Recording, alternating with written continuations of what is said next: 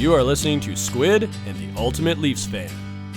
Hello, Canada and hockey fans of the United States and Newfoundland, and an extra big hello to Canadian servicemen overseas. Hello, everyone, and welcome to another episode of Squid and the Ultimate Leafs Fan. I'm Mike Wilson, the Ultimate Leaf Fan, and joining me as always, my winger, Ricky Squid Vibe. Squid, how are we keeping? We're doing okay. Not a lot of sleep last night, a sleepless night, but... But you're worrying about the Leafs. I'm not doing anything, so... You're worrying about the Leafs, and Justin plays tonight, so you're sweating it out. Yeah, no, that doesn't bother me. Well, our guest today was, I love rubbing this into you. Our guest today was drafted by the Leafs the year you were traded here in 1980. He showed all kinds of promise, but like the blueprint of the era, was never given a real chance to stick, but was good enough to win 3 cups in Edmonton, and I'm referring to Craig Muni. Yeah, I mean, I watched him in camp and everything, and I love the way he defended. He was a big body. He skated pretty decent, but he defended really well. And then all he did was he moved the puck. He didn't, try to screw around with it and make fancy plays. He would just get it and put it on the forwards tape. And, I always thought, wow, I mean, why is he in the minors? Why don't we have him up here? Well, we're going to get into it, but here's a little story for you that I'm just going to leave you to give you an idea of how things are going in that period. Gene McBurney was a partner of mine for 20 years. He was also a hockey agent, and Craig was one of his clients. His last year as a Leaf, Gene gets a call from Glenn Sader to have breakfast. This is in early March. See, they're asked, what's Craig doing for next year? Of course, there's no tampering in NHL ever, is there? But, of course, the season was still on. We'd like him. Gene, being the good agent, starts to dance with, well, he's frustrated, but the Leafs want him back. A number of Euro teams are calling and on and on and on. And then Sather just says, hang on, Gene, stop. That's all bullshit. Here's the deal. These guys have no idea what they have here. They're not going to play him. He's not going to play in the top 4 here. He ain't going to Europe. We think he's a good 6 to 8 D man. He's not a top 4 for us either. He will never get that chance here ever in Toronto because they don't, as I said to you, they don't know what they have. And besides, this team is in constant rebuild, and Craig is getting on. However, last he'll get his 12 to 14 minutes, and I need him for my second power play. I see him in that role for at least a half a dozen years or more. It's up to him. We're confident. Let me know. But that's his best option. And, of course, he plays another 15 years, 7 in Edmonton, and wins 3 cups. Well, again, we've talked about this so many times over the years, way back in the 80s, and it was a topic of conversation on a regular basis. And then, of course, since he went to Edmonton and won those cups and then ended up playing elsewhere and had a long career, then obviously the conversation, got a little bit more about that. And but even back, like I said, in 1980, 81, 82, I mean, that was a topic of conversation amongst us. Jesus. Well, we'll get into it with Greg, and we'll hear what he has to say. And I'm sure it worked out well for him, so we're happy from that standpoint. Not happy as Leaf fans, but happy for him. Yeah, I'm extremely happy for him because he had a great career, got to win 3 cups, and he's a great guy. And you never wish for anybody to do bad when they leave your organization. You always. Especially a guy like Craig, who was a great guy, you just said, hey, go and have fun and have a good career. Fantastic. Well, we'll get in with him in a few minutes, but we're recording today, again, a couple of days early for the Leafs are playing the Jets tonight. Actually, they're playing them in the next hour. But the season is fast approaching its final push. We've gone over it many, many times. We've identified many holes in the lineup that aren't unnoticeable. So with the trade line right around the corner, as we said, urgency is going to heat up. The role of Thornton and Kerfoot has lessened. Their ice time is shorter as the stages of the games get later on as we're moving forward into the end of the season. That has to be addressed. The clear lack of secondary scoring, save for Nylander and Hyman, is a glaring concern. JT may have found a winger with Galchenyuk and is showing signs of possibly breaking out. The enigma in all this, though, is William Nylander, pure and simple. We all agree he's highly skilled, is producing at a consistent level, but his soft game is not going to cut it down the road. What do you do with him? You move him is the obvious answer, but the guy replacing him, if he doesn't produce and the other guys can't find the back of the net, then what do you do? Well, I mean, the first thing is it's going to be almost and I don't want to say it is impossible, but it's very close to impossible to move him anywhere with his salary and the way he has produced during his career so far. I mean, maybe you bring in someone to play on the other side that's a little bit more gritty and determined, and then that makes his game a little bit easier. But I'm not really sure. I mean, their depth has taken a hit with the two guys they lost on waivers. They're going to have to do a lot of thinking and decide what they want to do. And I don't know, bringing a guy in from a U.S. team and having him have to quarantine for 14 days and not playing, I'm not so sure that that's a smart idea with a short season and with not that much time in the season. Well, they're going to cut that back to 7 days, but still, I mean, you're buying this player for the playoff run down the road. So again, it's a cap move, and everybody knows the problems they have. So we'll sit with interest and see how it all plays out. But well, exactly. And the thing is, if you're going to bring someone in, you got to move money out. And there's no other way of the Leafs acquiring a good player. Is the only way they can do it is they got to move out money. And that is a big thing, is that they're up against the cap and they know that. Well, I mean, so, it's 16 and 34 not going anywhere. You can't do anything with Tavares, and his contract is the one that is kind of going to stranglehold him for the next couple of years. That's a given. So it falls back on poor old Willie. He's the one that takes all the heat for all of this. And, he just continues to do his job. But unfortunately, he's in that predicament. He's in that spot where he's kind of the guy. I mean, if he was making half the money he's making, this wouldn't even be a topic of discussion. They'd just be moving along. No, absolutely. I agree. And or even if he was making like $1 million or 1.2 or 3 less, I think everybody would be okay with that. It'd be like, because in the NHL today or in any other sport, everybody knows what you're making, and your salary is tied to what you're doing on the ice. And if you're not performing up to the level of your contract and the amount of money you're making, then everybody looks at it and goes, get rid of him. I mean, Nylander's a heck of a player. He just needs to learn how to play with a little bit more grit and determination, especially down the stretch and playoffs. And if he could ever do that, I mean, he could be a very, very valuable piece for the Maple Leafs. Absolutely. Couldn't agree more. So we will, as always, watch with real interest, and the days are clicking by. So we'll see if anything does develop. Of course, social media is full of every trade in the world, and I'm sure Kyle is taking notes of every one of them to follow through on them. So we'll see how that all plays out. But well, Squid, here's a couple for you in our segment on history and Leaf history on this day. It's April the 3rd. You're hearing this, so this is the day we're using. One of the longest games in NHL history. Ken Doherty scored at 1:04:46 of overtime to give the Toronto Maple Leafs a 1-0 win over the Boston Bruins in Game 5 of the Stanley Cup semifinal. That was in 1933. On this day in 1966, here's one for you. Never heard this one before, I'm sure. Toronto used 3 goalies in the same game for the first time in NHL history in a 3-3 tie with Detroit. Johnny Bower played the first period. Terry Sawchuk played the second, and Bruce Gamble played the third. Here's the best part of the whole story. Bower took Imlach's place as coach in the last period. That's the best. Okay, well, I don't know why they would use 3 goalies in a game, but Bower maybe it was they got sick. Bower and Sawchuk got sick, so they were sick, so they had to come out. And then Imlach just didn't want to coach, but he wanted to watch the game from the stands and take a different look, so he put Johnny behind the bench. So you got to love that. That's old-time hockey, as they talk about. Old-time hockey is you're exactly right, Mike. And on this day, for the younger listeners, on this day in 2017, Austin Matthews set an NHL record for the most goals by a U.S.-born rookie with his 39th of the season. Hopefully he can do something along those lines tonight. And set a team rookie record with his 67th point, breaking a record from a good friend of yours, Peter Inachuk, who had 66. Yeah.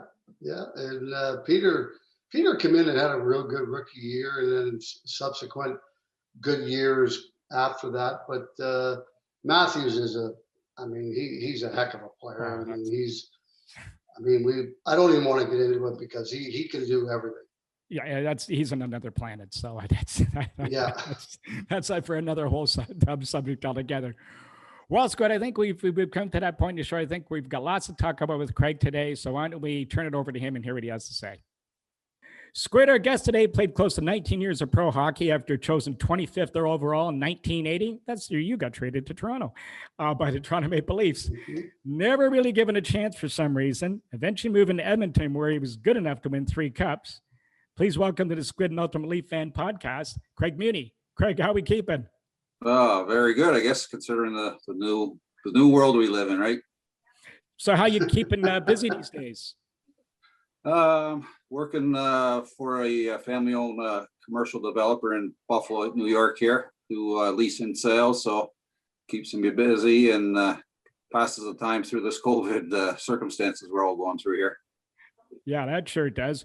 Well, Craig, we want to go through, you're originally a Toronto guy, and we want to, so what we'd like to do is take us through your early days playing hockey in Toronto, leading up to Kingston, and eventually getting drafted by the Toronto Maple Leafs. Well, I think Squid went to Ballard and told me he didn't want me there. That's why I was out of there pretty quick. That is not true. That is not true. We can tell you that. Actually, it's my first year junior was 79-80. So the year before, the 79 draft was the first year they lowered the draft age to 19-year-olds, and they went to just the 6 rounds. So that was kind of the assumption I think everybody was going off of. I was 18 years old playing junior hockey in Kingston, Ontario for the Kingston Canadians. Halfway through the year, they changed the draft age to 18. And all of a sudden the agents are coming out of the woodwork and trying to recruit the 18-year-olds that were probably going to be drafted that year. And funny story about the draft, it was in Montreal back then. Wasn't planning on going, and my agent at the time, Bill Waters, our current, convinced me to go. So they said Philadelphia had the last pick in the first round, which was 21 teams back then. So they said, you have to go. You're going to go in the first round, last pick, worst case scenario. And I think I was rated in the first round up and down throughout the season. So we go to the draft, and Philadelphia gets up for the 21st pick.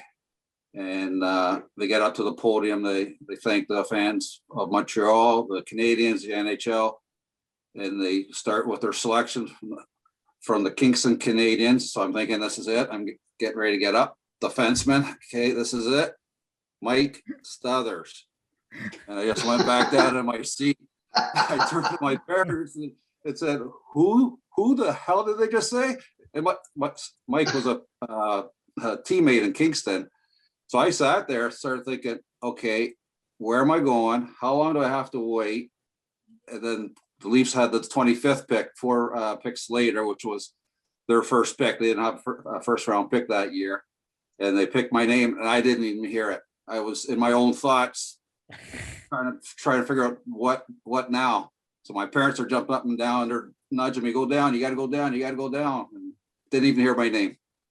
That's pretty funny. So Craig, what were you feeling when Toronto drafted you at that point? I mean, being from the area and everything, and what was going through your mind? Like, take us through that moment and going down and meeting the brass and everything else, and what were you thinking? It was such an exciting time. I grew up in Toronto, was always a Leaf fan. Everything was the blue and white. Minor hockey, the Toronto Marlies was the minor hockey team. Then I don't know if they still are around now. Yeah, they are. They had it was the Topsies, Toronto Marlies, but they had the Leaf logo, the blue and white. Everything was Maple Leaf. So it was every kid's dream to play on that travel team, which I never ended up doing. And then to be able to play in Maple Leaf Gardens, to play for the Toronto Maple Leafs, to have the chance just to be in that rink, in that dressing room on hockey night in Canada every Wednesday and Saturday. It was a dream come true. I couldn't have asked for a better team to go to. When I went down to the table to meet the brass and everybody there, they actually had this also the very next pick, the 26th pick. So they were kind of in conversations getting ready for that pick. So it was kind of quickly hustled through there. And then they made the next selection, which was Bob McGill was the 26th pick right after me. Well, they also took Fred Broimstuck and Darren McCutcheon the same year. So they drafted a lot of defensemen. Now, coming from Toronto, you knew how the team was going. You knew the plight of the team. They were struggling along, and there was lots of controversy and all that kind of stuff. So you must have had a lot of confidence going into camp that you would have got a shot to maybe make this team as a D-man. You would think. Did you? I really did think I had a chance. Well, back then we had the rookie camps, what they're doing again now. I know they went away from that for a while. So we kind of had that process. They sent us all to this power skating thing first, and then we went through the rookie camp and then through the main camp. But you kind of knew, I guess, the position of where the team was in the standings. I think over the 4 years I was with the Leafs, they didn't finish any better than 16 out of 21 teams at the time. So I figured at some point in time I was going to get a chance to play. The best chance, I think, or opportunity I would have had would have been my second training camp. They drafted Jim Benning first round that year. Yep. And that was the year they basically already came out and said, we're going with a youth movement. And I think they were going to give everybody a chance. So that the junior training camp before the Leaf camp, I went to my junior camp, which was the Windsor Spitfires then, and I blew my knee out. So I came to Leaf camp on crutches in the cast, didn't come back until Christmas, and McGill, Boimstruck, and Benning all made the team out of training camp that year. Yeah, so I think so basically, Craig, they lied to you then when they said we're going to go with all the young guys on defense. They said, yeah, everybody except Craig. I guess I would have had to cash in my crutches for a hockey stick to prove that I could still play. Well, my first training camp, though, because I was drafted by Punch Imlach. Yes. And he had a heart attack my first training camp, never to end up coming back. And Jerry McNamara took over. I don't know, everyone has their own thought or say, but whether Jerry wanted his draft picks to have more of an opportunity or not, kind of seemed to be the way it was going as kind of time went on after I was already drafted at 18. Well, if you think about it, I mean, that was one of the questions I was going to ask you because, Punch got sick, he drafted, and now what was anybody speaking to you through all this when you showed up in camp in crutches? And then, of course, you look around, you see Benny McGill, Boimstruck, even Darren McCutcheon made the roster. He didn't play a lot. And there you are. What's your mindset thinking, what's going to happen to me when I come back? I'm actually going to get a shot here. Now Punch is gone. Now the new guy coming in, and to take it one step further in 82. Now you get called up. You got to play New Brunswick a little bit. You got to play Cincinnati in the playoffs. So they thought that much of you to give you a shot there and get a look at you. But then all of a sudden in 82 comes along, they draft a couple more defensemen than Gary Nyland and Gary Lehman. Yeah. What? Yeah. I thought you thinking? I thought I did pretty good when I went to New Brunswick and Cincinnati because I only played in the playoffs. I was, again, 18, 19 years old. I only got in a couple games, but I thought I did pretty good, held my own. So I thought I would at least get a look-see or an opportunity, and never really happened. I can't remember how many exhibition games I played over the 4 years. It might have been probably count on one hand on how many exhibition games.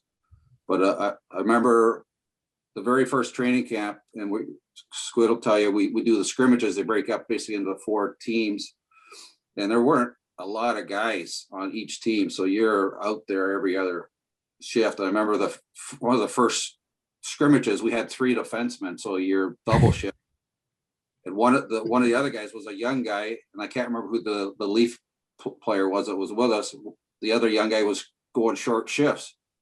And I remember one time sitting on the bench, and Sittler was sitting beside me, and he just slid down and he said, just play and do what you normally would do. Don't try and do anything you're not capable of, or try and show something that you don't want to expose anything. Just play your game do what you do best, and everything will fall into place in time. And I've always remembered that from my first training camp when I was 18 years old through the rest of my career.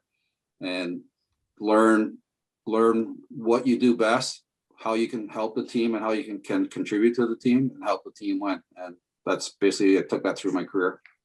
Squid?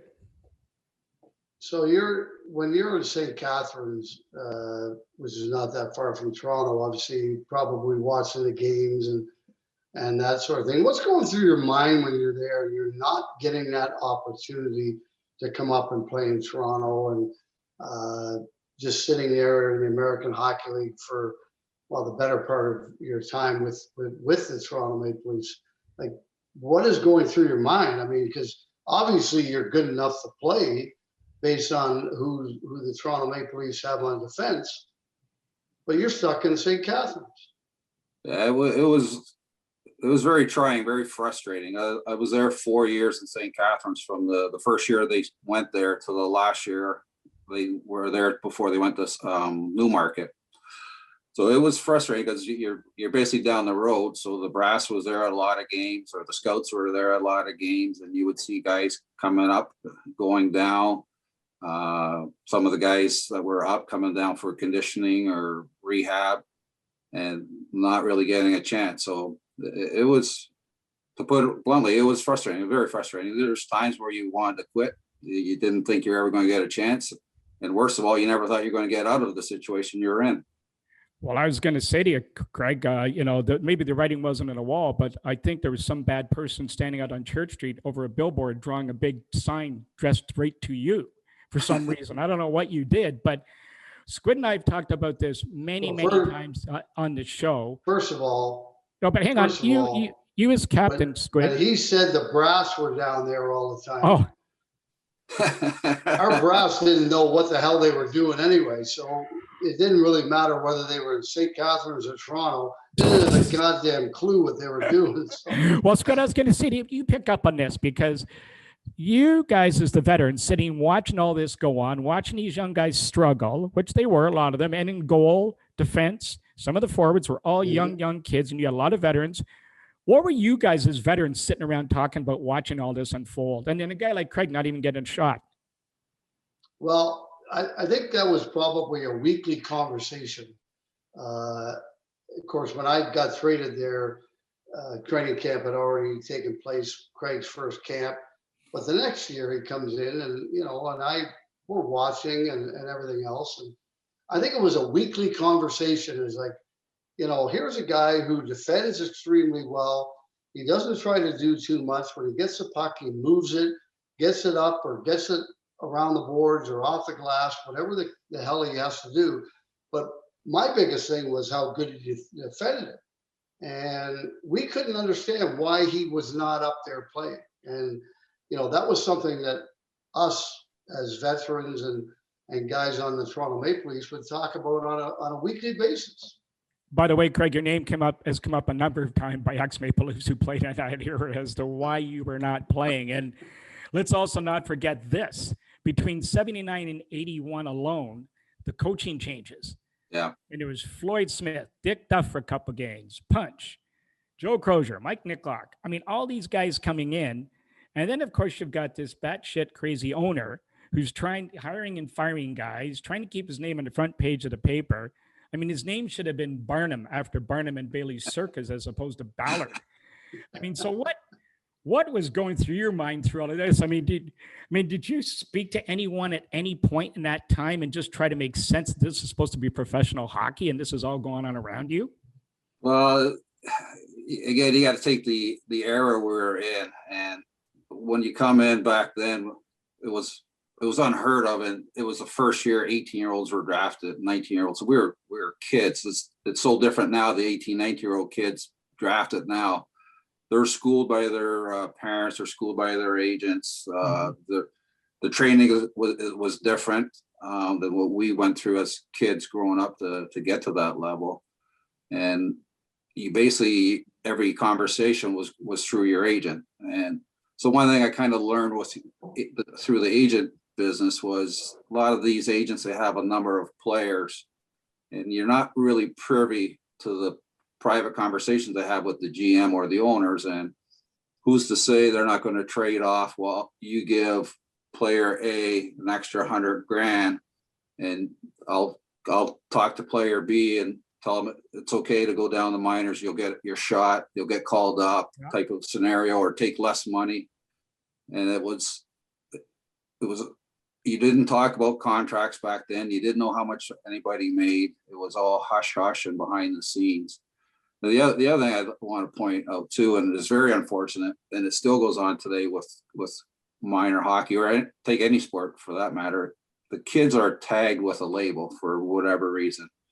And the one that kind of followed me mostly everywhere I went was I was not a good skater. And for a year and a half of my junior career, out of the 3, I played in Windsor, which was a small barn. I played 4 years in St. Catharines, which was a small barn. So I think everyone thought if that was my label and I can only survive in a small arena because I wouldn't be able to skate in the larger ice surfaces, maybe in their minds, that's what held me back. So I always knew I had to prove people wrong, that I wasn't going to be given any golden ticket or opportunity. I had to prove my worth. And that was the only thing I ever asked for throughout my career. And the reason why I went to Edmonton was for that reason alone. Well, I was going to say to make you feel any better. Oh, I was going to say to make you feel any better. Sorry, Squid. The Leafs took Jack Valiquette over Brian Trottier because Trottier wasn't quite as big, and they took John Anderson and Trevor Johansson instead of Mike Bossy because Bossy wasn't a good checker. He could score, but he couldn't check.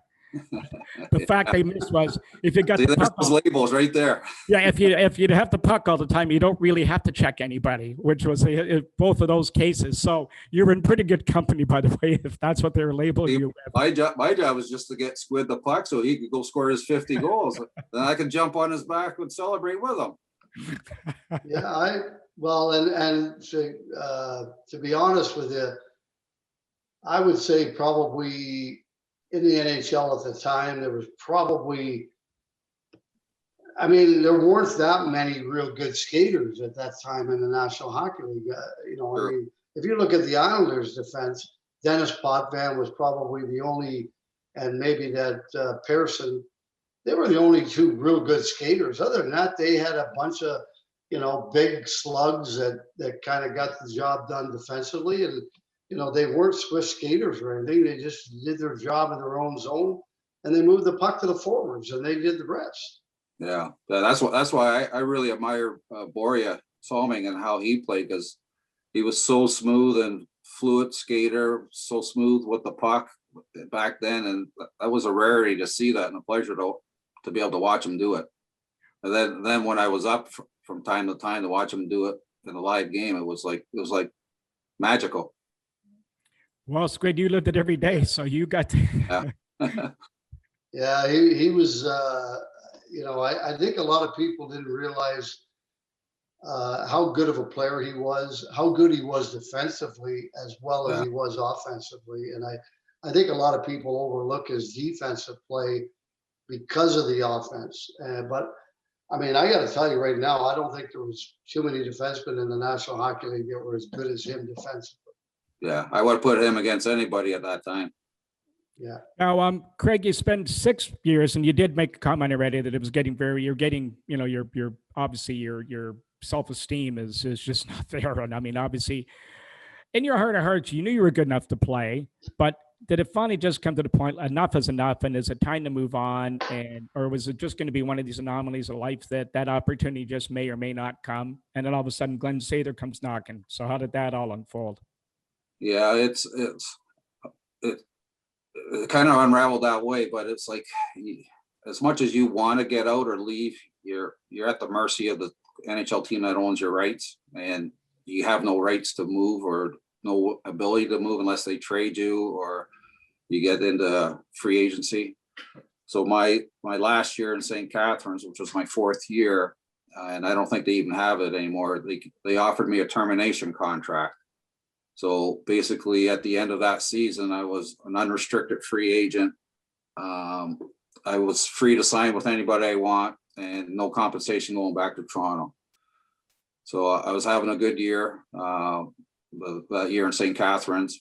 the last month of the season, Toronto called me up, and actually John Brophy and Gary LaRiviere were the coach and assistant coach, and Bims was my partner on right D. So Claire Alexander was the assistant coach in Toronto then that year, who was my head coach the year before. So the last month of the season, Toronto called me up, and after a practice, Claire called me in his office and said, the Leafs want to offer you a new deal, multi-year deal. And I already heard the rumor that John Brophy and Bims were going to be moving up as the coach and assistant coach for the Leafs the following year. And I told Claire, I said, I was honest with him. I said, you know what, I'm having a good year. My agent said there's about 8 teams that are interested that want to talk come July 1. So I said, I'm flattered that the Leafs want to offer me a contract now, but it's so late in the year, I wouldn't do myself justice by not listening to the other teams. So go to practice the following day at Maple Leaf Gardens, get called in after practice, get sent back down to St. Catharines to finish the year, never came back. So I knew right then and there that I wasn't going to even listen to what the Leafs had to offer. And I thought maybe with the coaching change, I might get an opportunity. So I had to weigh that. How much say would Brophy and Bims have versus getting out for another opportunity? So during that time frame, and that was where the only thing I asked from those 8 teams was, I didn't want a one-way contract. I didn't care what the money was. I only wanted to play half the exhibition games.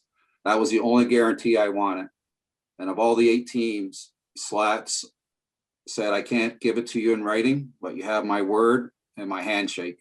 And I took him for his word. That was the year the Oilers lost to Calgary on the Steve Smith bank in off of Grant Fuhr into the net.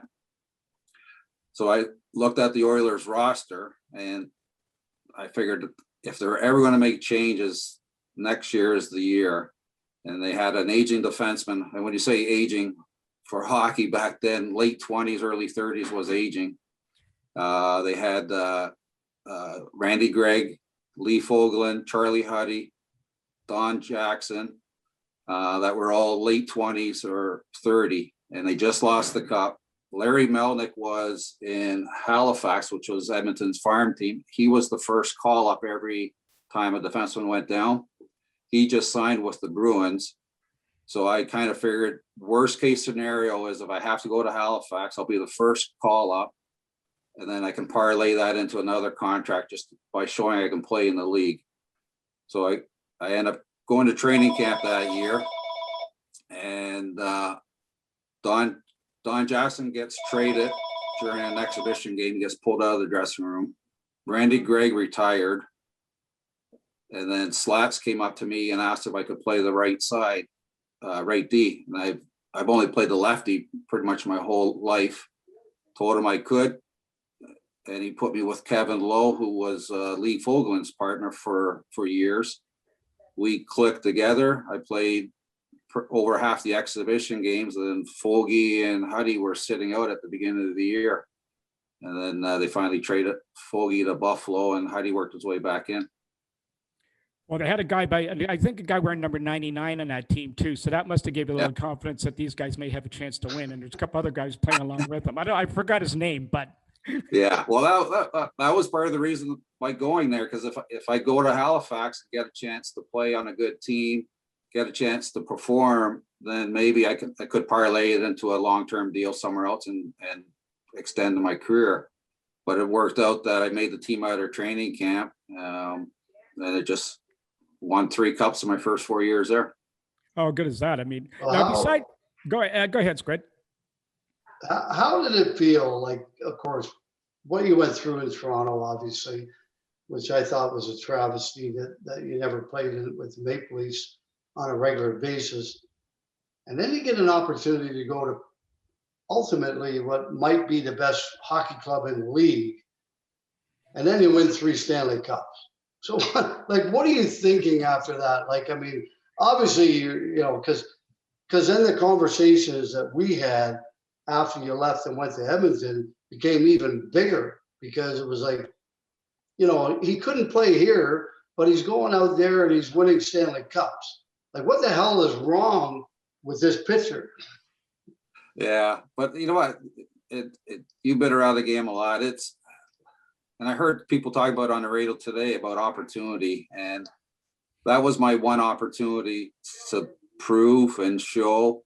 And they don't always come around, and they don't present themselves always like that to everybody, but you really have to be ready for that opportunity to take advantage of it. And like, just here's a quick Slat story, just because back in that day too, if you screwed up on the ice, they sat you down on the bench and you sat your ass there and didn't play the rest of the game. You were benched.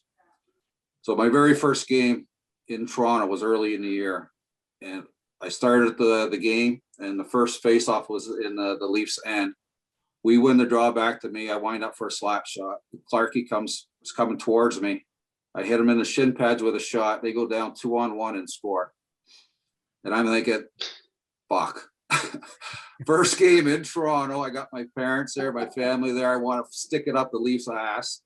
And this is how I start the game. Now I'm going to be sitting on the bench. I'm going to be benched. I won't even see the ice the rest of the game.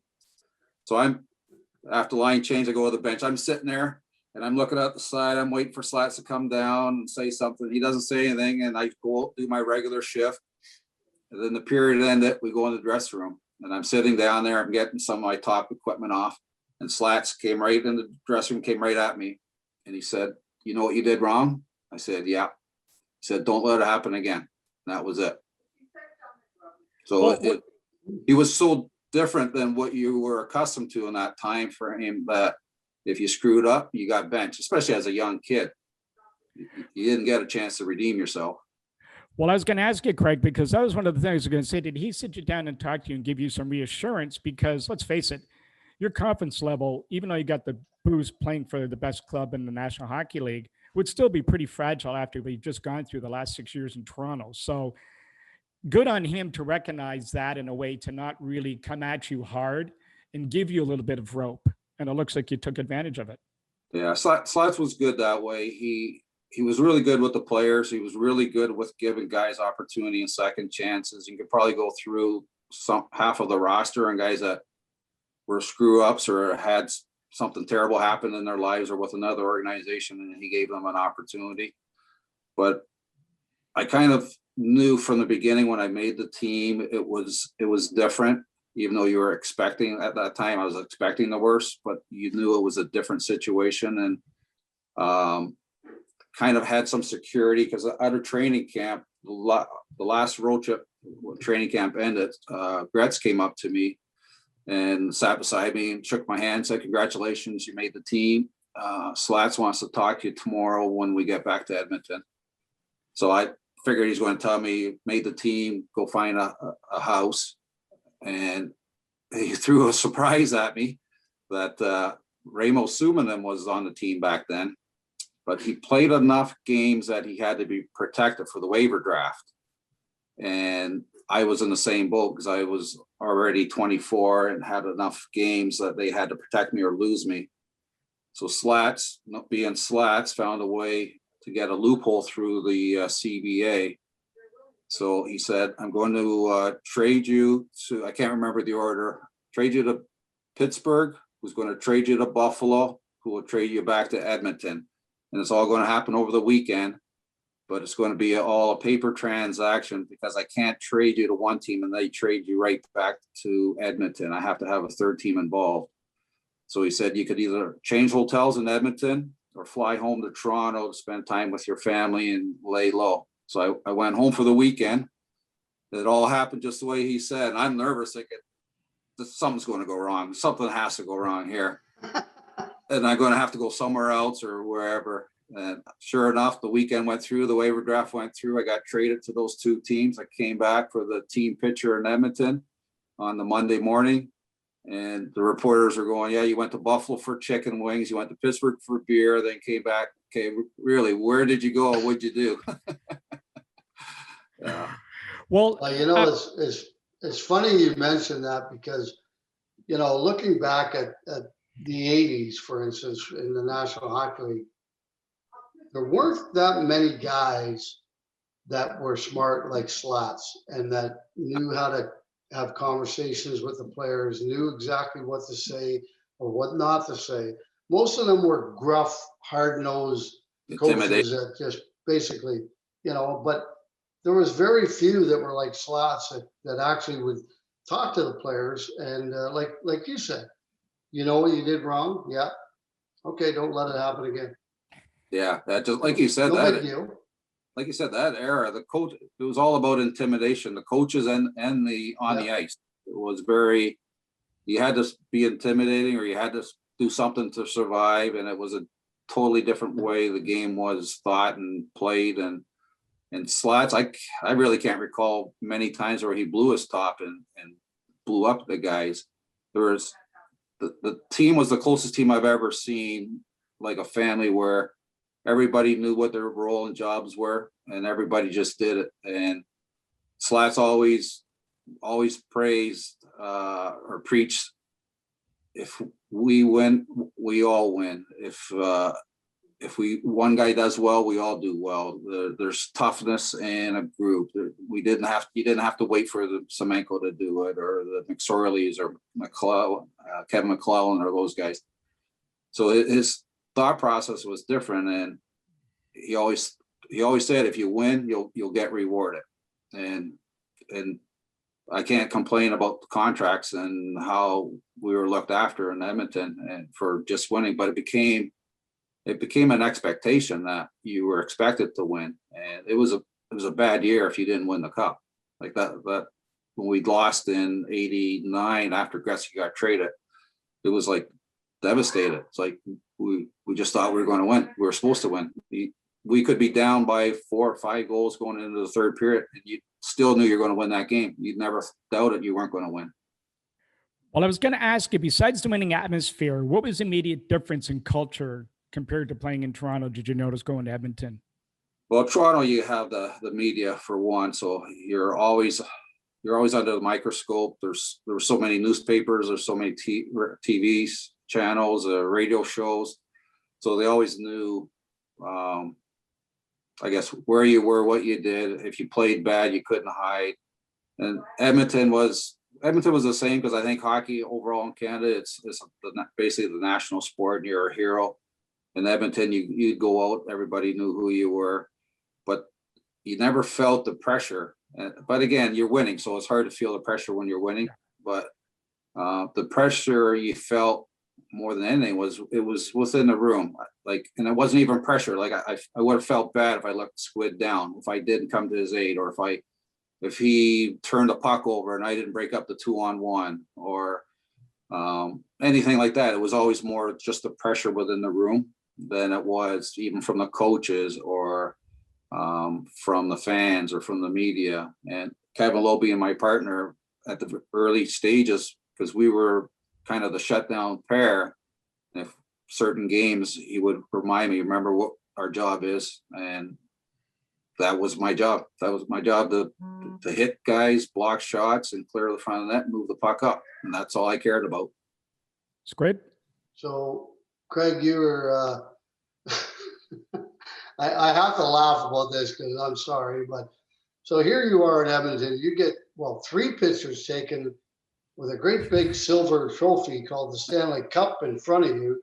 When I'm in Toronto and I'm getting team pictures taken with TC Puck, Harold's dog, in the goddamn picture in front of me. And I'm thinking to myself, I'm looking at this picture. All the pictures I have the dog in the picture. And I'm like, I look at them now and I'm like, that was ridiculous. It was really night and day between, I guess, the two organizations. But again, like you said, Slats and the Oilers, I think, were really ahead of their time. The style the Oilers played is more like the style of today's game, even though there were still the clutching and grabbing and the hitting and the fighting. But like, our practices weren't long, but it was just fast paced, always moving. And I think that even helped me with my skating, just to have to play line rushes again, or one-on-ones or two-on-ones with Gretzky, Messier, Anderson, Curry, Tikkanen, the list goes on and on. So it was just so different that I think they, like Squid said, they were just so far ahead of their time on how they approached the game. Well, keeping all that in mind with the way you practiced, the way you guys played, sort of the mental being that Sather and the players had amongst each other as a group, I don't want to say you weren't accountable all the time as players and what your role was as a player, but because of all those things combined, do you feel that took away some of the excess burden of failure or fear as a result of all of that? Absolutely. I think, yeah, because we go back to what Sid said to me from my first training camp as an 18-year-old. Just do your job. Just know what your role is. And guys, when at my time in Edmonton, we had some pretty high draft picks in Dan Curry, Sean Van Allen, David Haas, who were all, I think they all scored like 60, 70 goals in junior, were offensive centermen. And they're coming to Edmonton when you got Gretzky, Messier, McTavish, and whoever happened to be the fourth line centerman. Yeah. They were never going to get a shot to play in Edmonton. And I would literally, and I remember going out to all three of them at different times, and they'd be hanging their head after practice or something. And I would tell them my story, that you're just in a situation that you don't have a chance to play. I said, try to get out whenever you can to an organization that needs a centerman, and work your ass off, wait for that opportunity and grab it when it's there. And Sean Van Allen ended up having, I think, the best career of the three. Haas, I think, played a little bit in LA, and Curry played a little bit, I think, as well. But and I think that goes back to the mentality of the draft. The teams draft what they think is the best player at that time of their pick, instead of looking at their roster. Okay, well, we got an aging defenseman or defense core or centerman. Maybe our first pick should be the best centerman that's available at that time. And the big mistake the NHL does, and I still see it today, and when I was scouting, same thing. You would have a Calgary, Marty St. Louis is a great example. So he's in, I think, did you have him, Squid? Yeah, I had him in St. John. Yeah, Bumpton, Calgary's farm team. And I remember I was scouting, and I went and talked to Squid after about Marty, and I would see when Marty went up and played in Calgary, and they plop him on the fourth line. And I would go to Dudley and say, this is wrong. The whole mentality of the NHL is wrong. When you call up a player on your first line gets hurt, they move everybody up. And they call up a guy from the minors like Marty St. Louis, plop him on the fourth line instead. His abilities is to play in the top two lines. So he doesn't get an opportunity, he doesn't score, they send him back down. So we had a chance to get him in Tampa. We grabbed it as soon as we could. That sound like Bruce Boudreau? It's funny. It's funny you mentioned that, because I think if you look at the NHL today, that's exactly how they do things now. Is that if a top six forward goes down, they call up the best top six forward that can replace that guy. If it's a bottom six guy, they don't call up the best player. They call up a guy who's used to playing in the bottom six. And to your other point, knowing your job, we all were the best players growing up on our teams pretty much all the way through our hockey days. But when you get to the NHL, that's not the case anymore. So you got to find a role. And you said it best, like, you got to find where you fit in on that team and plug that hole that they need plugged. And whether it's something that you don't like to do or not, you just need to do it in order to play in the National Hockey League. Yeah, it comes down to how bad you really want it, how bad you want to play. Guy Carbonneau is a great example. As an offensive junior player, became a stellar defensive centerman that ends up in the Hall of Fame. Fighters are another good example. A lot of fighters that you talk to, they weren't pure goal scorers, but they put up some decent numbers in junior. But they realize if they want to play in the NHL, there's a lot of guys with decent numbers in junior that aren't going to make it. So they got to find another way to play. Well, the guy we always use the example is Bruce Boudreau. You didn't hear me there, Squid, but he was the same example. I mean, prolific Yeah. life. Yeah. They bring him up the Leafs and play him. He'd be driving a cement truck. Yeah. You know, Yeah. Doug Jarvis, look at him. He was leading a scoring in the OHL every year. And he went to Montreal as a third line defensive centerman. And, you know, he adjusted. Yeah. Look, as our good old pal. Actually, when Gabby got called up, he was playing with the cement trucks. He wasn't a cement truck. The two guys he was playing with driving the cement truck. He was driving it. He was in the middle. Yeah, he was the pilot and he had two wings. Yeah. I was going to say, our good old friend Jim McKenney sums it up best. I don't know if you've ever heard this one before, Craig, about the definition of being a hockey player. Half the game is mental. The other half is being mental. So if you've got that down pat, you can certainly make it. Now, looking back, did you realize at the time, now as you are, you know, you're sitting here at this time of your career, after your career, how good those Oiler teams really were? Or was it just a matter of filling in the missing pieces each year and just moving on? But I think when you're there, I guess you didn't really look at you knew you had a really good team, a great team, but you didn't really know how good it was or how good it would stand up over time or history. Till I guess as time went on and it was towards the end of my career or after I retired, I think Detroit had a pretty good run after us. Chicago and LA had little runs, but other than that, you got to probably go back to the Oiler times, and then before that, the Islanders run to find, I guess, dominance of the sport at that time. So you never really appreciated it until after the fact. And then when you're playing, you're in the moment and thinking you're 20 something years old, you're going to just play forever. Well, so on that line, based on winning, what was the key ingredient to keep those teams on the right page for success? I mean, well, losing is contagious, so is winning, but teams can easily be seduced by the trappings that come with winning. How did you guys avoid all that for so long? Well, I think a lot of it was the sheer talent. We had kind of a motto in Edmonton: play hard, party harder. And we did, but we were on the road a lot. Again, there's no such thing as a charter plane back then until we got into the finals. Did we charter? So anytime we came out east, if we were playing, say in Washington, we would leave first thing in the morning from Edmonton. We had to go through a connection. We never got into Washington until dinner time during rush hour. We checked into the hotel, went to eat, and then back to the hotel. That was your day. And then you couldn't leave right after the game. So you'd stay the night and then leave the next day to go to either play a game or to have the day between games. So we had a lot of time, more time on the road than I guess they do now, which also brought the team closeness together. There's times that we go on the road and one of the captains or somebody would say, team meeting at so and so place, come for one or stay all night. It's up to you.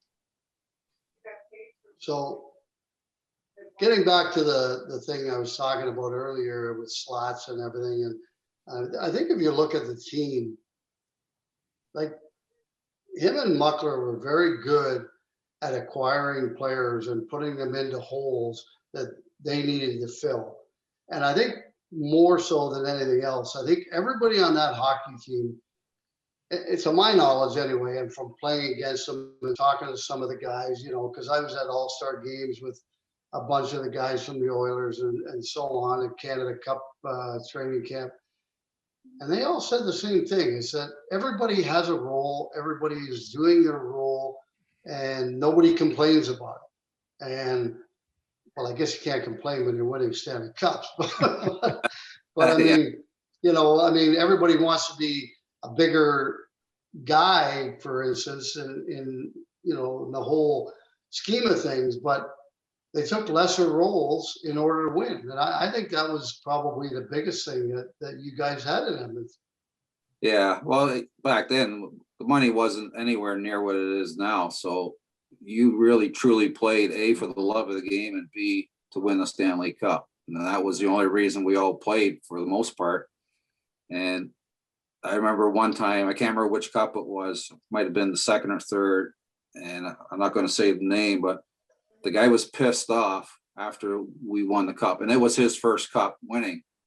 And I couldn't understand why until I found out later was he was pissed off because he didn't play much in that game or that series. And so he didn't get his expected ice time. It's like, you gotta be fucking shitting me. You just won the Stanley Cup, first time in your life, and may never ever win it again. And you're pissing and moaning because you didn't get the ice time you wanted. It's like, I don't even have time for you. They end up not being back the next year, but it was like, wanted to punch him right in the goddamn head. Well, so along those lines, the leadership in that room must have been extremely strong from the obvious guys. But what made their leadership presence so strong? I mean, there's a perfect example of where it would come into play. Yeah, it was, again, Gretzky was a leader by more example. Messier was more a vocal leader. And then Kevin was kind of in between, doing both. And then you had trickle down effect of the guys that have been there for a while. So it was kind of a learning experience, because like you hear a lot of it's easy to lose. You can take 20 guys off the street and lose. That's easy to do. And it's hard to win in big times. And you really do have to learn how to win. And I hear it a lot from teams who, even today, trying to learn how to win or what it takes to win. And I think it helped me prolong my career because of going through that process, learning how to win, getting into scouting, and help build the Tampa Bay team to win the cup. So I saw it and what it takes. And my last year I was in Dallas, and the guys, it was a great team. It was probably the closest team I've seen since the Edmonton days. And they were all talking the same thing. How did we get over the hump? They go so far in the playoffs, and then they would lose. And it's really is that you really gotta lose, and you have to learn from those losses and why you lost to be able to take it to the next level. And I remember the guys in Edmonton before I got there, they said when they lost the finals to the Islanders, and they figured the Islanders would be all hooping it up and celebration after they won. And they walked by the dressing room and they saw the guys buried in ice packs everywhere. And the team would go through the wall for each other. They would go through the wall to do anything to win that cup.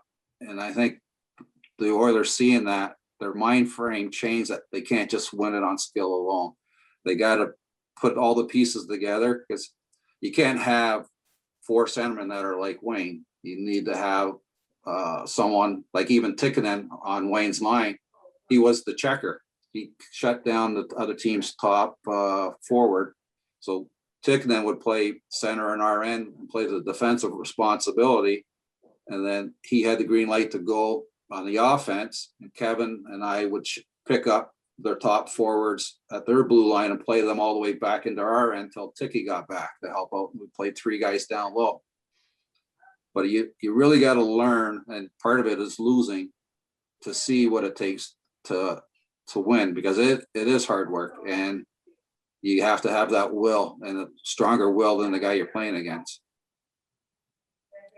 Well, I was going to say, I think. Go ahead, Squid. I don't think there's any better way to put it, Craig. I think when it comes down to it, I mean, you could go and say that works in the business industry. It works in everything. You got to want to be better than the guy you're up against. And I think that's the bottom line, is that when you step on the ice or you go to a meeting, you have to be better than the other guy. Yeah. Every day. And that's the only way you're going to have the ultimate success. Yeah, for sure. It does carry over to the business world and everything you do. Once you're competitive like that, it's hard to lose it. Well, I was going to say a story about leadership I read about Mark Messier. I had never seen this before from anybody else, but there was a time where he was hurt, so he stayed back in Edmonton and the team was on the road. So a young kid, I don't know who the kid was, but a young kid was brought up to replace him that night in the lineup. It was his first game and he also scored. So the kid goes back to the hotel room later that night, and there sitting on the table is a bottle of champagne with a congratulations note from Mark Messier. I mean, who does that? Yeah. Yeah. Mess was a good leader. A quick story. We're in Boston one night. We played after the game. We're in a bar. This guy comes up to us and says he owns a strip bar in Hartford, and we're playing in Hartford in a couple days, 2 days later. So next morning we're getting on the bus and busing to Hartford and had the day off. The guy says, yeah, I'll send a limo and his strip place was in Springfield. So I'll bring a limo to your hotel, pick you up and take it to the place. Where you say, yeah, sure. Guy won't show up.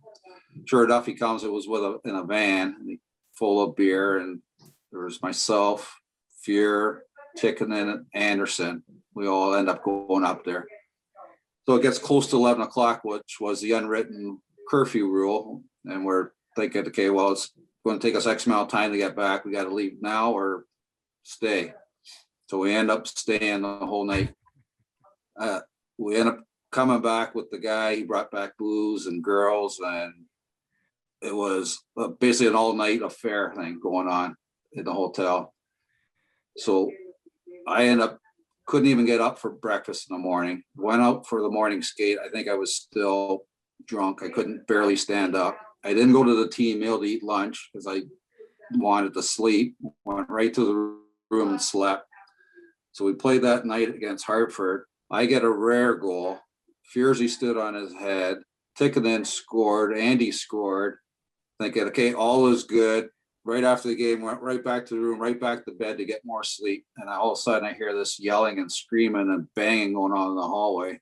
Wakes me up. I go to the door, and Messier and Anderson are fighting face to face in the hallway. And Mess is yelling at him because he heard what we did. He was all pissed off on what we did. They were at fisticuffs out in the hallway. Probably because you didn't invite him. Probably. Yeah. So who kept you guys loose on that team? Like, there's obviously, you guys are winning. So winning is fun, obviously, as we've suggested. So, and you guys were known as a bit of a party team. Rick's team is a party team, a well-known party team, but they just didn't win as much as you guys did. Who kept you guys loose and kept it kind of fun in the room? I think you always have a couple guys that are the comic relief. Daryl Ray, who does the color commentating for the Dallas team now. Yeah. A couple of years he was the backup. He was one of those comic relief guys that was always kept the guys loose and goosey. But you always have the guys that we had a ping pong table in the middle of the table.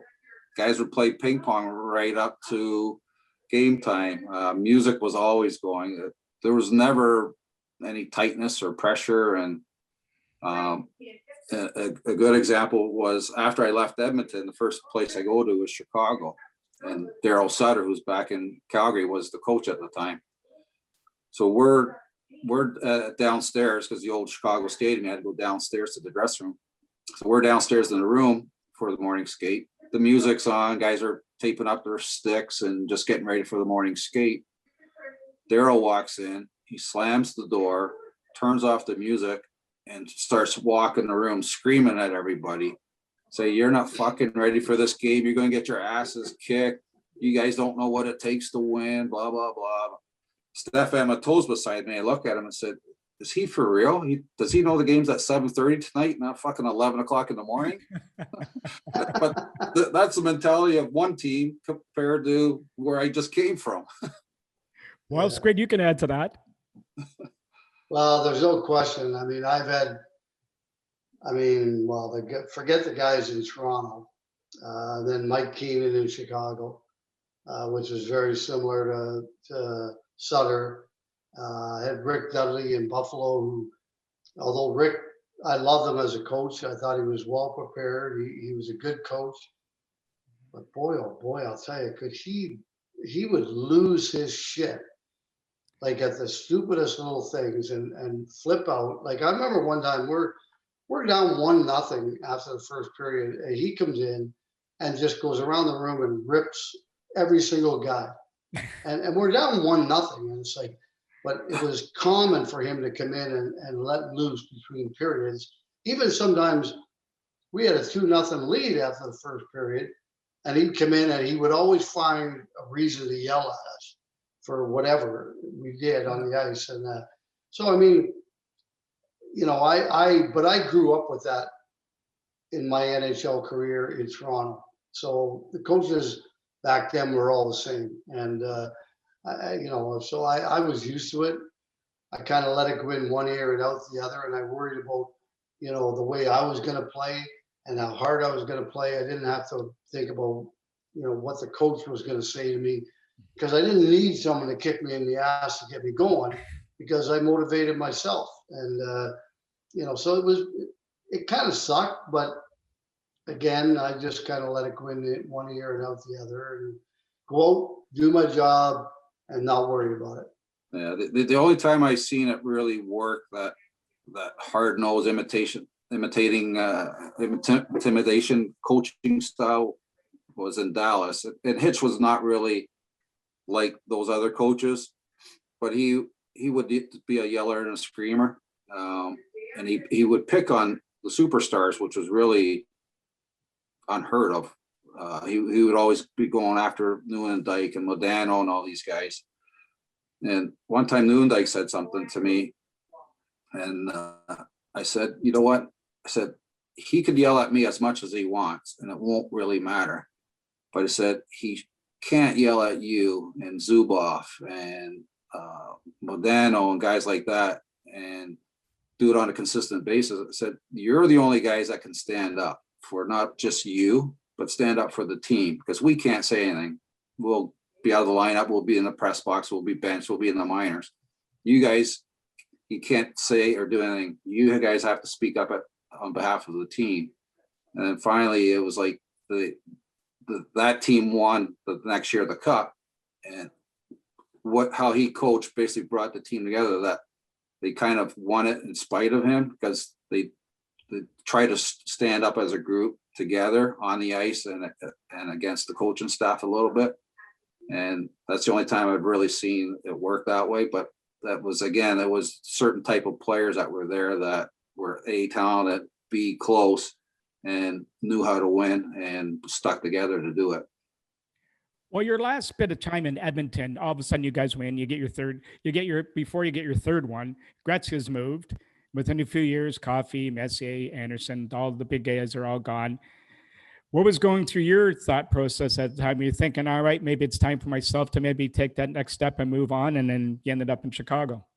Well, the one thing Slats did always say was he was never going to let the Oilers become the Islanders. And what he meant by that was the Islander players stayed together forever, even past their prime and past their value in a trade. And then all of a sudden, when they're gone and you're bringing in all these young kids that, well, again, with the Leafs all at one time, it's a hard recipe to have success right out of the gate, and it takes time. So Slats always said that he would never let the Oilers become that. And even when we were winning, from the first cup to the last cup, the roster was a little bit different, and the core always stayed together, but some of the parts always changed. So I've always kind of learned that as well, that if you have an opportunity like that to win the cup, it's the one time you can walk together in history as that group of individuals as a team, because it'll never happen again, because inevitably someone's going to be gone off of that roster. And I've always kind of kept that in the back of my mind too. So you could see the parts starting to go. No one ever thought Gretzky would be traded.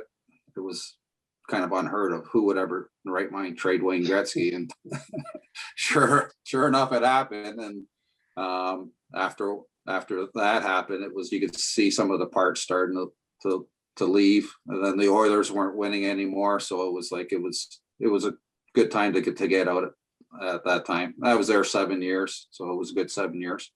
I don't know if you were around at the time, but Ballard actually traded for the whole team at once, and they stopped it. That what? He traded for the whole team, Edmonton, with Falcon for a pile of money. Yeah. And John Ziegler or somebody stopped them on it, but that was the rumor with Ballard making noises to trade for the whole team.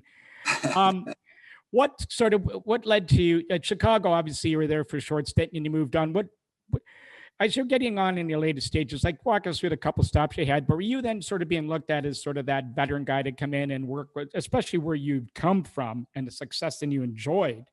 Were they looking to you to sort of be a bit of a mentor along with the ability you brought as a player?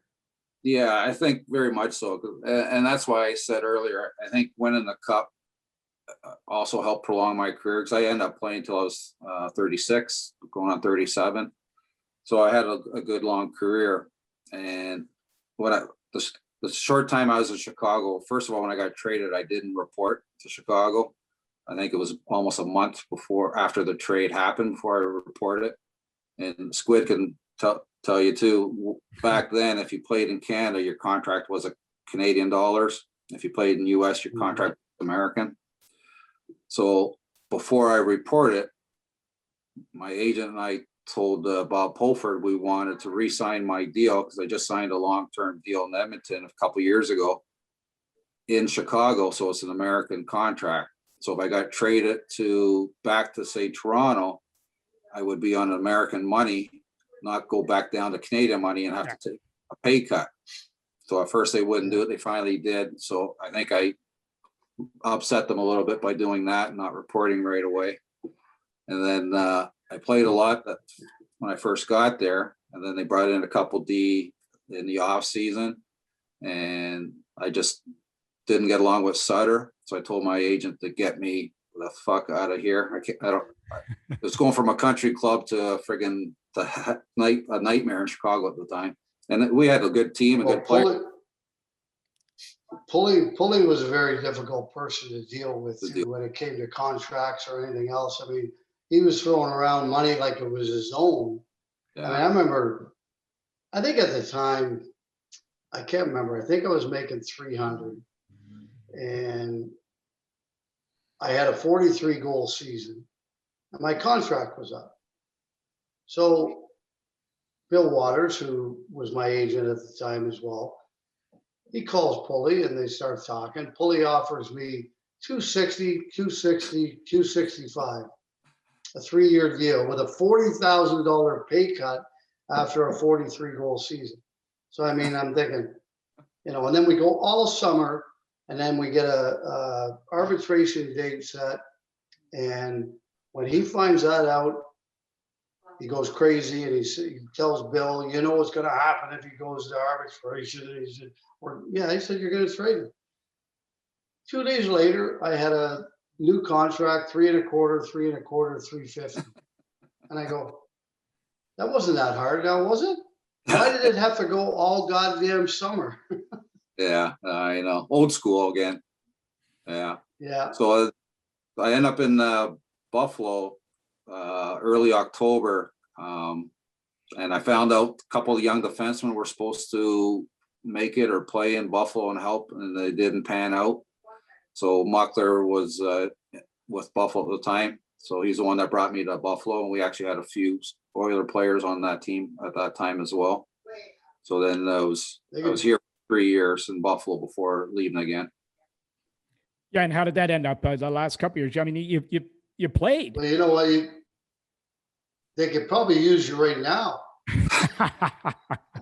Yeah, they need fat, old, and slow right now. Craig, you played for a lot of coaches over the years. Did any of them, and not that you had to be buddies with them, but did any of them have a lasting impression on you as a person, not only as a coach, but how they handled everyday life, by the way they handled the ups and downs of winning and losing, dealing with 20 to 25 individuals on any given moment, mood swings, addressing different situations that arise? I mean, you took it all in over all those years. Somebody have that impact on you? Yeah, I think my top guys have to be, Slats be one. John Muckler for sure. I had him in Buffalo and Edmonton.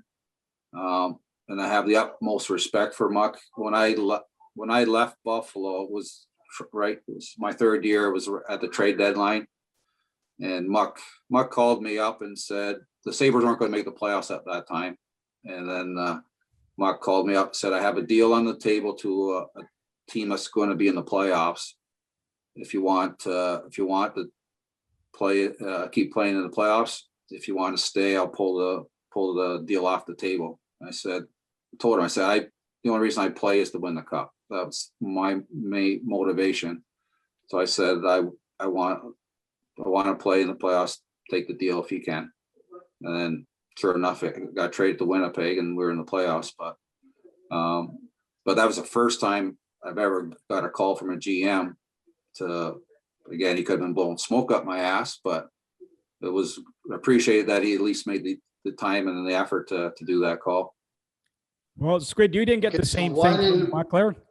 Why wouldn't he do that for me then? Son of a bitch. Your conversation wasn't quite the same, was it? Yeah. Actually, John Tortorella. No, my conversation was, nobody wants you. I said, okay, put me on waivers. He goes, I already did. I said, yeah, you put me on recallable waivers, which means that if anybody claims me, you would call me and try to trade me, whatever. He goes, yeah, but it's the same thing. And I said, John, I said, you know it's not the same thing. I said, please, just, whether you have to pick up some of my salary, whatever you need to do, just if you could move me, it would be greatly appreciated. And I was very nice about it. I said, I would really appreciate it if you could trade me to a good team that I think I could probably chip in the playoffs and maybe help them go a little ways in the playoffs. But he had no intentions of moving me whatsoever. And then after that season, bought me out of the last year of my contract. Yeah, I had John Tortorella in Buffalo too. He was the assistant coach. So he handled the defenseman at the time.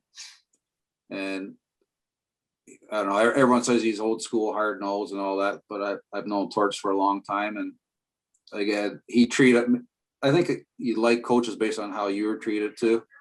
And he treated me well at my time in Buffalo. And he would tell me, stay on the ice for the whole penalty kill. Don't come off. I don't want you coming off. If you see something on the ice, let me know what it is, because you're going to see something different on the ice of how it happens versus what they might see in the bench or how they would see it up in the press box. So he was always good that way and let you have a chance to have your voice or your opinion on things. And one time I had Donnie Lever as my defense coach in Buffalo, and I love Donnie. He's a great guy too. I remember one time I got off the ice and he came right down and he's yelling in my ear about a mistake on the ice. And I turned to him and I said, Donnie, how many fucking games have you played defense in the NHL? He said, none. I said, shut the fuck up. And that was it. Well, it's funny you mentioned Torch, because Torch was the assistant when I went to Buffalo with Rick Dudley, and I love Torch. Yeah. But I got to tell you, there's a big difference between Torch back then and Torch right now. Yeah. I mean, the way that he talks to the media and that sort of thing. Of course, the assistant coaches never talked to the media back then. But I love Torch. I thought he was great. I still think he is. I think he's just I think people look at what he does and I think they think it's the wrong thing to do. But all he's trying to do is get the best out of all the players that he has on his team. Yeah. He cares about the team and he wants the team to do well. He really wants the individual to do well, but the end goal is not really the individual as it is the team. And that goes back to my Oiler days with Platts. If the team has success, every individual on the team has success, but you have to win as a team in order to get that. And that's a hard thing to get individuals to buy into, to get that winning attitude. That's the first and foremost and only thing that matters in a game is winning. Well, picking up on that thought, Craig, I was going to say, so I didn't mean to cut you off. We use the coaches. Was there a player you learned from or you watched throughout your career? You were sitting for a little bit at times, how you carried themselves as a pro, not only on the ice, but out the ice, and dealt with the everyday up and downs of being a professional hockey player. Was there anybody that you looked to? Yeah, I don't know if individually, but as a whole, again, that Edmonton team, and fair enough. It's a fine line between cocky or arrogant, and people might say a lot of the Oilers or some individual on that team were that, but we never saw that. We never acted like that in our minds. We always, if we lost with class. we won with class. And it was always kind of that was ingrained in my mind. So when I coached my kids or when I coached the girls pro hockey team or anybody, I've always ingrained that into their minds. If you win, it's not a big celebration and a big party. It's even keel. Just keep your highs and lows very steady. There's no peaks and there's no valleys.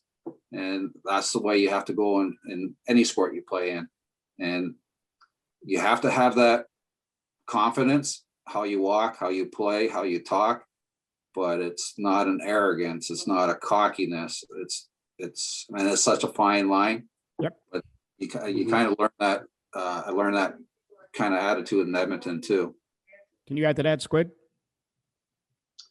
Well, I mean, I played with a lot of good players, and for the most part, I would say that hockey players were, well, I'm saying for the most part, they didn't get, no matter how good they were, they never got cocky.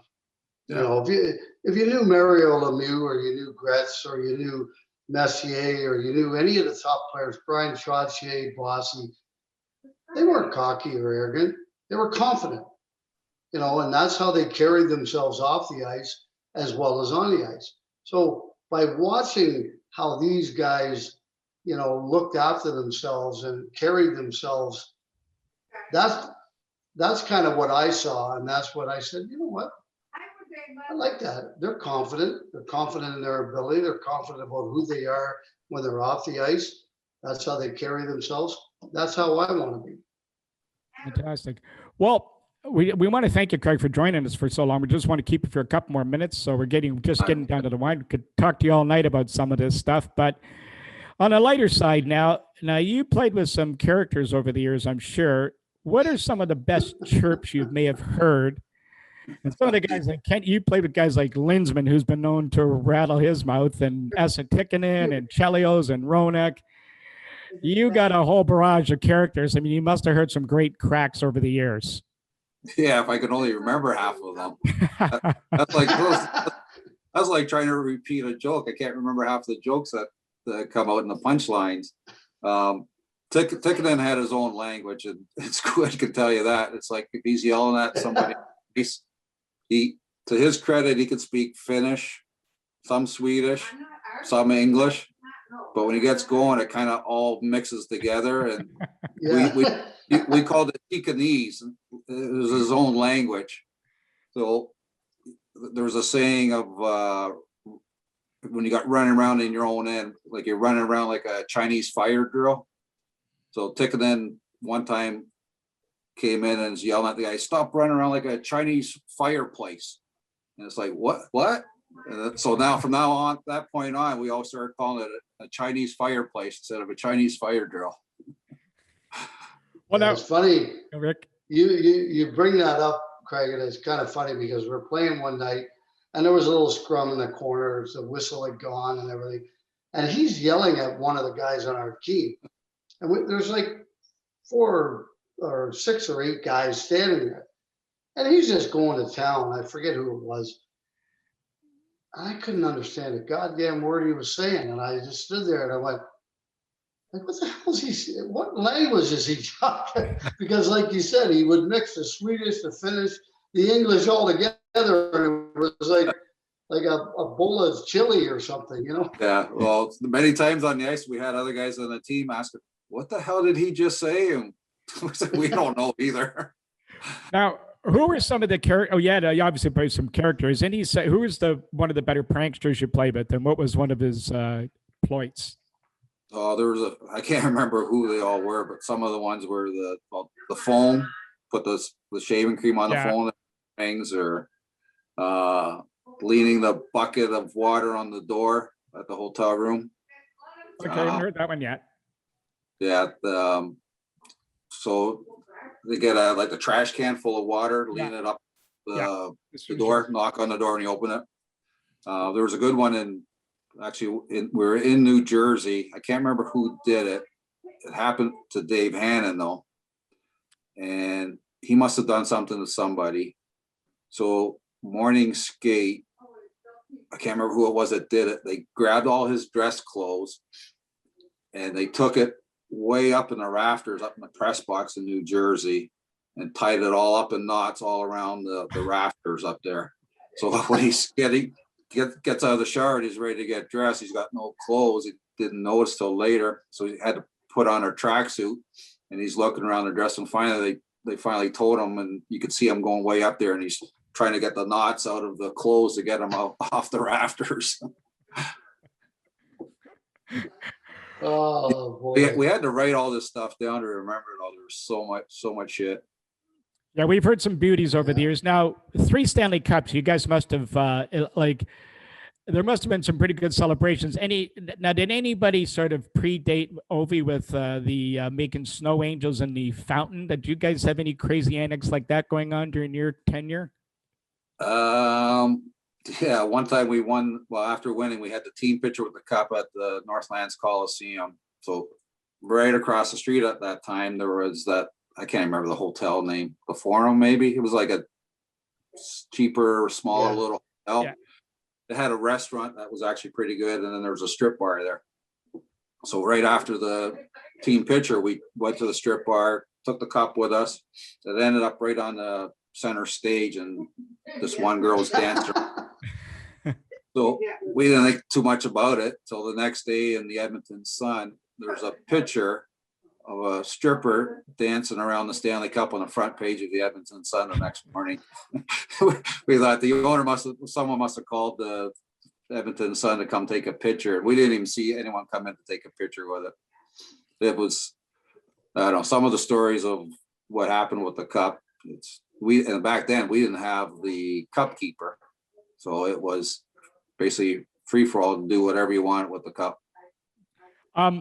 Well, I can only imagine what I would do if I ever won a Stanley Cup, and I wouldn't even want to explain what I would probably do. But back in my younger days, it probably would have gotten a little crazy.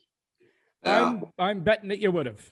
One morning, I'm driving up this one street. It was like a one way this way, and then a boulevard in the middle, and then 2 lanes going the other way. And it was in the morning. I was going, and all of a sudden I look over and I see Glenn Anderson sitting in the lawn chair with a beer in his hand. It's like 9 or 10 in the morning with the Stanley Cup in front of him. And he's just drinking away still, and people are honking their horns and yelling at him, and he's still hammered for the night before. Now, speaking of which, in Edmonton, what was it like? You came from Toronto, which is kind of the mecca of sort of fan recognition for players, and everywhere you go. Edmonton's a smaller place, but during that time, you guys were rock stars, I'm sure, walking around. Like, did it get a little overwhelming at times? It was very much like Toronto, just on probably a smaller scale, because there's so many fans in Toronto, and win, lose or draw, Toronto fans are probably the best fans in the league. They love their Leafs. They grow up with the Leafs, and they're everywhere. Actually, the Leaf fans, when I mean everywhere, they're everywhere. Yes. Like when the Leafs would come to Edmonton to play, we may as well wore our away jerseys because it was all Leaf fans. And the Oiler fans were very second to none when the Leafs or the original 6 came to town. But yeah, at Edmonton, it was like anywhere you went, you were recognized. And the Eskimos were the same because both teams were winning at that time. But again, I've always been humbled and put in my place to remember where I came from. I was a kid that loved the hockey players and wanted autographs, and would always try to make time to give autographs, or if someone comes to interrupt you during a meal, and some people won't do it, some people will do it, but then apologize. And I don't care if they come over, I will always sign for them. So this is something that I guess you enjoy doing or don't enjoy doing, because there comes a time when it all stops and they don't recognize you anymore. Now we're just too old. That's funny, because I've had people ask me, like, I don't know how many times over the years, like, does that bother you when people ask you for autographs like that many times? And I said, nope. I said, when they stop asking, that's when I'll be worried. Yeah. Even today, people will send hockey cards to my house or my work, and still will sign them and send them off. Yeah. Well, In fact, I just got an envelope. I just got an envelope today with a bunch of cards from some guy in the States in Connecticut. And, Yeah. you know, they show up at the door. I sign them, put them back in the envelope that they put in there, and I send it off. And I don't think I've ever not done that. No, it's part of the territory, and you appreciate it because they appreciate it. That's fantastic. Yeah, absolutely. Well, guys. Well, Craig, we want to thank you so much for joining us today. Some great insights. Congratulations on a fantastic career. 3 Stanley Cups. You've always got those with you. And best going forward. You're still a working guy, still involved in hockey, I think, a little bit in a small way. Are you still? Not right now. Since my kids are all grown up, they're all done their sports, and I'm not coaching with anything over here right now. So for the time being, anyway, you're on hiatus.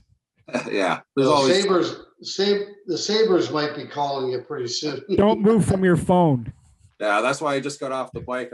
I'm ever hopeful maybe I'll get that call to play defense again. There's lots of trades happening before April the 12th, so you may get the call, Craig. The dream may still be alive. Hey, if what's his name, the Zamboni driver Toronto can do it, why can't exactly. Yeah. David Ayers. All righty, my man. Listen, Muni, thank you so much for joining us. All the best in the future, and thanks again, Craig. My pleasure. Thanks for having me on, guys. Great to see you guys. Thanks, Craig. Thanks a lot, Craig, and hopefully we'll see you in the fall. We'll be playing alumni hockey again. Yeah, let's hope we get some normality and the border opens up soon. Yeah, sounds good. Take care, guys. Be safe. Okay, man. Well, Squid, if there's ever a case made to look at a picture of a guy who exemplifies never giving up on your dream, I think we just spoke to him for the last bit in Craig Muni. Yeah, I think if you look that up in a dictionary, you'd find his picture there because, here's a guy who, got drafted by the Toronto Maple Leafs that were not a very good team at the time, was expecting to play there and be a blue liner for them for many years. And then, had to go through those 6 years in the minors, ends up going to Edmonton, winning 3 Stanley Cups. Great guy. I know Craig very, very well, and just a wonderful person. Well, and especially if you look at the fact that not only did he get drafted by the Leafs, he's from Toronto, which doesn't mean a lot, but he knows about what the significance of playing for the team is. But they kept drafting defensemen every year. The team wasn't getting better, and you wouldn't give him a chance.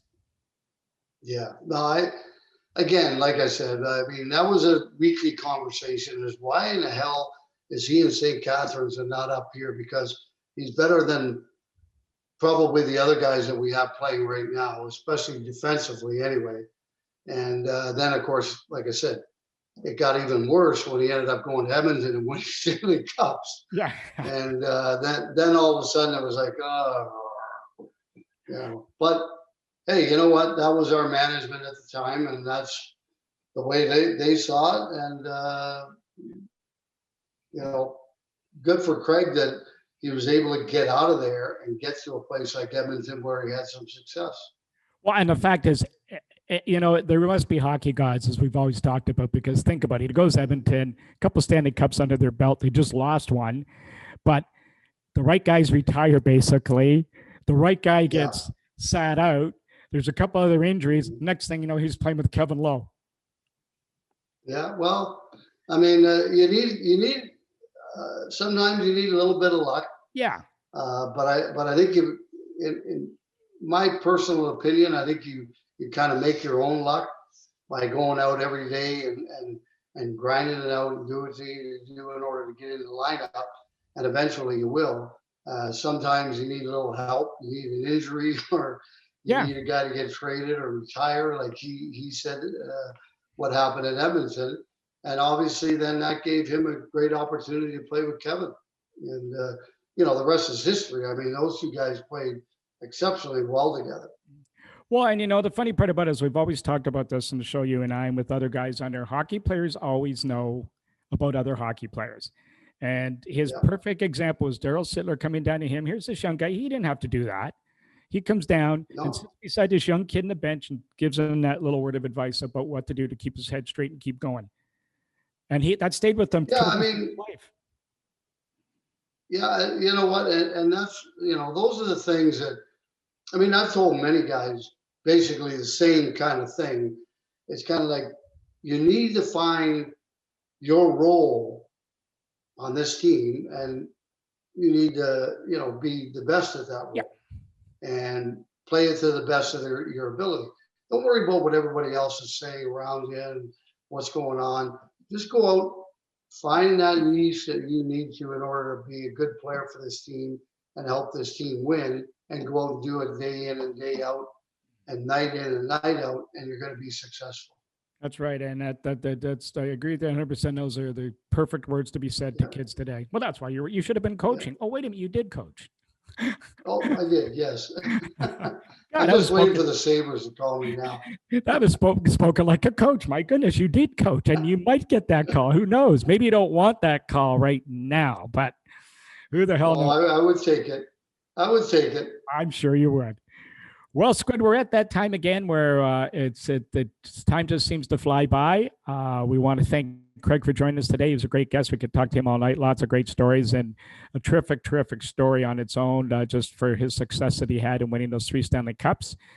Tune in again next week. We don't know who we have yet. We're just still working on it. We had a couple of surprise guests that are going to come up with you.